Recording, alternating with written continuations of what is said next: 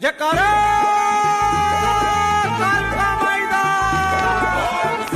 जय श्री राम, जय माता दी, बालाजी महाराज की जय। कल कुछ लोगों का काफ़ी बच्चों का भी सवाल था कुछ, और अन्य लोगों से भी मेरे पास काफ़ी सवाल आए हुए थे व्हाट्सएप के ऊपर, तो उससे ही मैं ये वीडियो बना रहा हूँ। कुछ बच्चों ने पूछा था मुझसे माँ काली की किस मंत्र की साधना के लिए हमने किस मंत्र से शुरुआत करनी चाहिए ताकि हमारे को शक्ति जल्दी मिल सके। और दूसरा ये था कि हम कुछ बच्चे कहते हैं निवारण मंत्र से शुरुआत कर सकते हैं जी, कोई कहते हैं क्रिंग मंत्र से, क्रीम मंत्र से, एक ही बात होती है वो। और कुछ बच्चे कहते हैं जी साबर मंत्र से शुरुआत करें या फिर कोई चालीसा से शुरुआत करनी चाहिए ताकि हमारे को शक्ति जल्दी मिले और शक्ति के जल्दी अनुभव हो, शरीर पे शक्ति जल्दी से जागृत हो या किसी स्तोत्र से जागृत होगी। तो काफ़ी इस तरह के बहुत सवाल थे। और कुछ सवाल थे कि साधना के अनुभव कैसे होते हैं जी। हमने साधना के जो अनुभव होते हैं, जो सौपन होते हैं या अन्य अनुभव जो आते हैं, हमने किसी को बताने चाहिए या साधना के बारे में जो हमारे को जानकारी किसी का खाना चाहिए, किसी दूसरे घर का पीना चाहिए या किसी दूसरे के साथ में बैठना कैसे चाहिए, हमारा साधना के समय स्वभाव कैसा होना चाहिए, विचार कैसे रहने चाहिए, साधना के समय में जो प्रक्रियाएं होती हैं। तो कुछ सवाल इस तरह के थे, सारी इनके मैं जवाब दूंगा आपको इस वीडियो में। आप जानकारी के लिए वीडियो को अंत तक ज़रूर देखना। और जिन जिन बच्चों ने चैनल को सब्सक्राइब नहीं किया वो चैनल को सब्सक्राइब करें। और हमारा बालाजी दरबार लगता है, दरबार संबंधी जानकारी और फिर किसी ने ऑनलाइन पूछा लेनी हो तो दरबार के व्हाट्सएप नंबर पर आप जानकारी ले सकते हैं, ऑनलाइन पूछा भी जाती है दरबार से। और यंत्र मंत्र तंत्र की जानकारी के लिए आप हमारे चैनल को सब्सक्राइब करें और वीडियो को शुरू करते हैं। सबसे पहले क्या है, माँ काली को किस मंत्र से हमने साधना करनी चाहिए। सबसे पहले मैं बताना चाहता हूँ सभी के लिए ये, हमने कोई भी माँ काली की नहीं या बाबा बालाजी महाराज की हो, बाबा गोरखनाथ की हो, भगवान शंकर की हो, माँ चुगानन की हो, मध्यानंद की, पीर की, फकीर की, किसी की भी साधना हो, शुरुआत जब हम करते, कुछ बच्चे जो करते हैं शुरुआत हमने किस मंत्र से, ये सबसे पहले आपने बीज मंत्र से शुरुआत करनी चाहिए।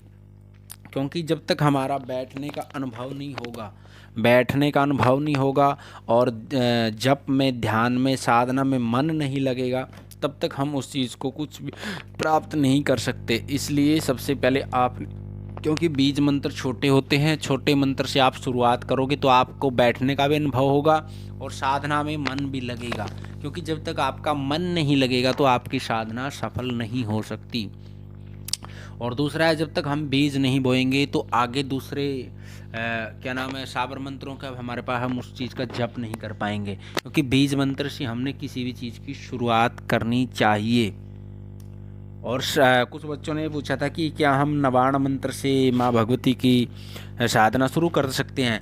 माँ भगवती की किसी भी रूप की आपने साधना करनी हो, माँ काली की हो, माँ दुर्गा की हो, माँ शीतला की हो, माँ कामाख्या की हो, ज्वाला की हो, चंडी की हो, अन्य कोई भी देवियों की साधना हो, आप 10 की 10 महाविद्या किसी की भी साधना करनी हो, ये तीनों की तीन जो महादेवियां हैं, माँ काली, माँ लक्ष्मी, माँ सरस्वती, निवारण मंत्र के अंदर ही समाहित हैं और तीनों ही रूप से सारी देवियां के आह्वान होते हैं।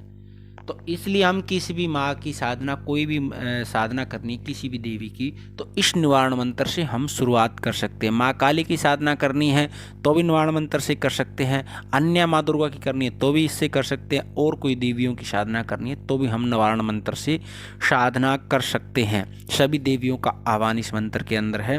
और यदि माँ काली की साधना के लिए कोई कहते हैं जी क्रिंग मंत्र, क्रिंग हम क्रिंग बोलते हैं और क्रीम बोलते हैं कुछ बच्चे, क्रीम भी ठीक है और क्रिंग भी ठीक है, दोनों ठीक हैं। तो इस मंत्र से भी आप साधना की शुरुआत कर सकते हैं।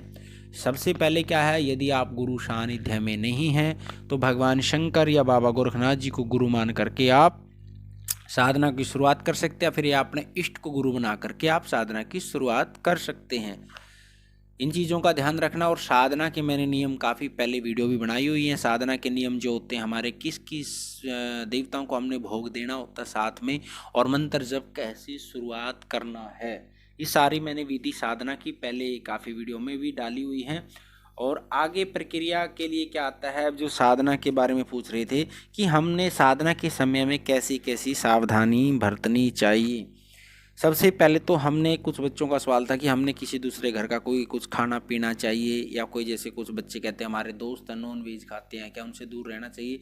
आपने साधना के लिए ना तो किसी दूसरे घर का कुछ भी खा सकते, ना पी सकते, ना किसी नॉन वेज वालों के साथ में उठना बैठ सकते, और ना किसी प्रकार की कोई मानसिक प्रक्रिया जो होती है हमारी अट्रैक्शन की किसी भी तरह की, ना वो कर सकते। साधना के जो ये नियम हैं, क्योंकि इस दूसरे घर का खाना पीने के लिए कोई परिवारों में किसी के लिए सुद तक लग जाता, कहीं पैर तक लग जाता, तो आपकी साधना पूर्ण नहीं हो पाएगी, आपकी साधना बीच में ही रुक जाएगी।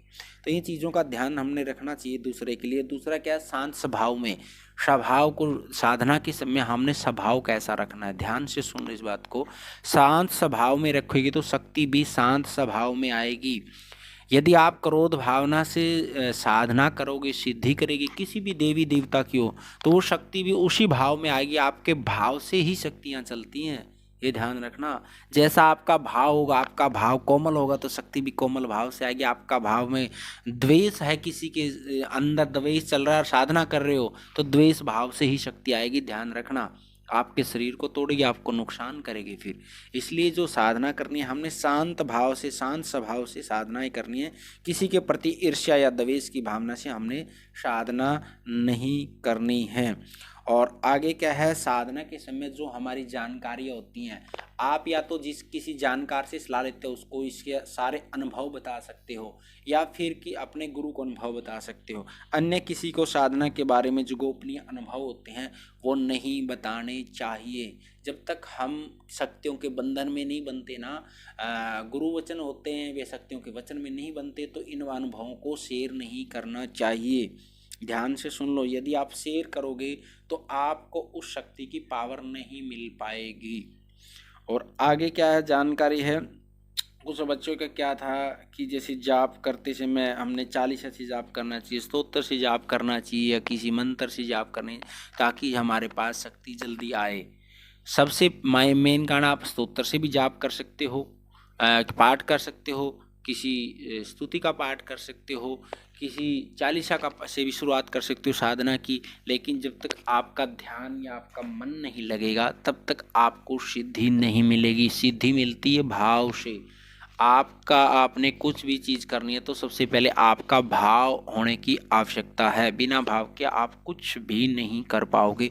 तो साधना की जो ये नियम है, और हमने किस मंत्र से शुरुआत करनी, तो इन चीज़ों का ध्यान रखना चाहिए। आपको वीडियो अच्छी लगे, जानकारी अच्छी लगे तो आप वीडियो को लाइक करना और चैनल को सब्सक्राइब करना। और जो बच्चे ऑनलाइन पूछा लेना चाहते दरबार के व्हाट्सएप नंबर पर ले सकते हैं। अन्य यंत्र, तंत्र मंत्र, यंत्र और पूजा पाठ संबंधी जानकारी के लिए आपको चैनल पर मिलती रहती है। आज के इस वीडियो में इतना ही। जय माता दी, जय